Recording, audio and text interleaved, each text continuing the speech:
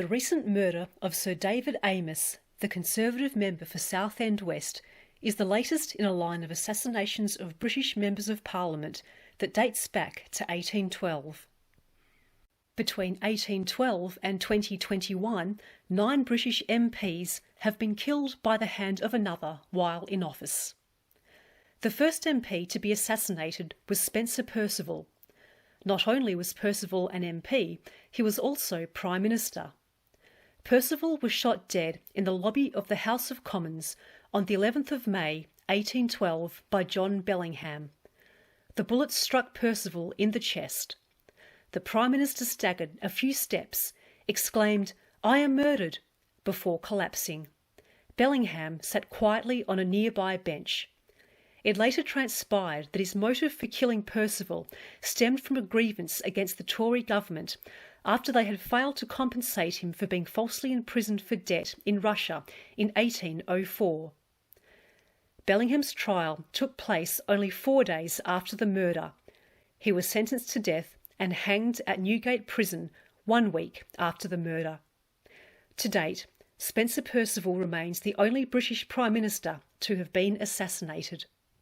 The next Member of Parliament to be assassinated was Lord Frederick Cavendish, the Liberal member for Northern West Riding of Yorkshire.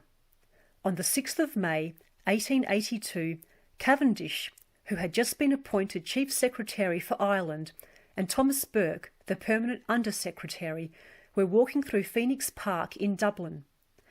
They were set upon by a group of men from the rebel group Irish National Invincibles and stabbed to death. A large number of suspects were rounded up, and 5 of the group were convicted and hanged. The third Member of Parliament to be assassinated was Sir Henry Wilson, an Ulster Unionist who represented North Down. Wilson was shot on the 22nd of June 1922 by 2 members of the IRA. The killing took place outside Wilson's London home. The culprits were quickly caught and hanged on the 10th of August 1922. On that same day, Wilson's Irish estate was burned to the ground. Decades would pass before the next assassination, but on the 30th of March 1979, Airey Neave, the Conservative member for Abingdon, died in a car bombing which took place as Neave was exiting the car park in the House of Commons. The murder was claimed by the Irish National Liberation Army. His killers, who had gained access to the car park by posing as workmen, were never identified.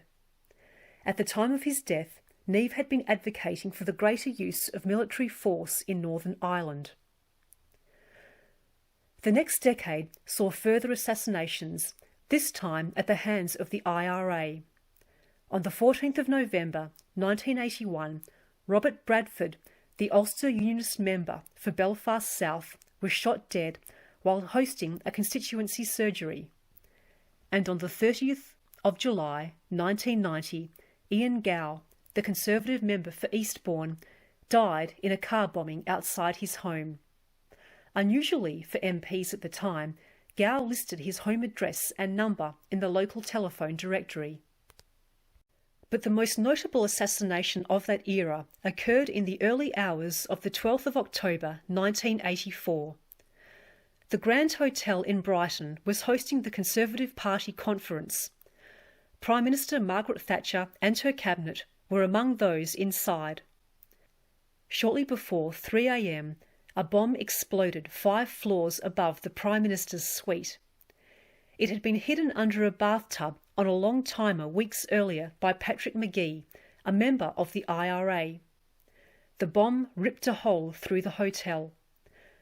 The Prime Minister's bathroom was badly damaged, but she herself escaped unscathed. Other guests were less fortunate. 5 people were killed in the blast, including Sir Anthony Berry, the member for Enfield Southgate. Others were trapped for hours beneath the rubble. Some sustained devastating injuries. Margaret Tebbit, the wife of Cabinet member Norman Tebbit, was left paralysed. John Wakeham, Chief Whip, was in a coma for several days and suffered severe crush injuries to his legs. his wife Roberta also lost her life. The conference went ahead as planned. Hours later, Thatcher delivered a speech in which she said, "The fact that we are gathered here now, shocked but composed and determined, is a sign that not only has this attack failed, but that all attempts to destroy democracy by terrorism will fail." After Ian Gow, the next British MP to be assassinated was Jo Cox, the member for Batley and Spen.